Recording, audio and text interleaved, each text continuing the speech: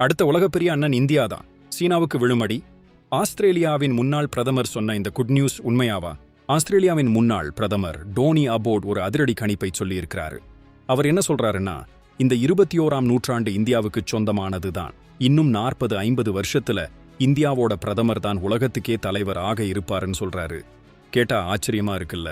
உலகத்துல இந்தியா ஒரு புதிய வல்லரசாக மாறும். ஆசிய பிராந்தியத்துல சீனாவுக்கு போட்டியா இந்தியா முன்னிலையில் இருக்கும்னு சொல்றாரு. இந்தியாவுக்கு சீனா விட 3 பெரிய பிளஸ் பாயிண்ட்கள் இருக்குதாம். அது என்னன்னா, ஜனநாயகம், சட்டத்தின் ஆட்சி மற்றும் ஆங்கில மொழி.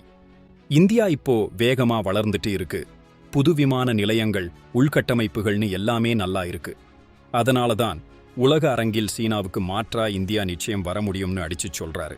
ஜனநாயகத்தின் மூலம் வல்லரசாக மாறும்னு அவர் சொன்னது நடந்துருச்சுன்னா, அடுத்த 40-50 வருஷத்துல நம்ம இந்திய பிரதமர் உலகத் தலைவரா ஆகிறதும் நடக்கும். இந்த கணிப்பு பற்றி நீங்க என்ன நினைக்கிறீங்க? கமெண்ட் பண்ணுங்க.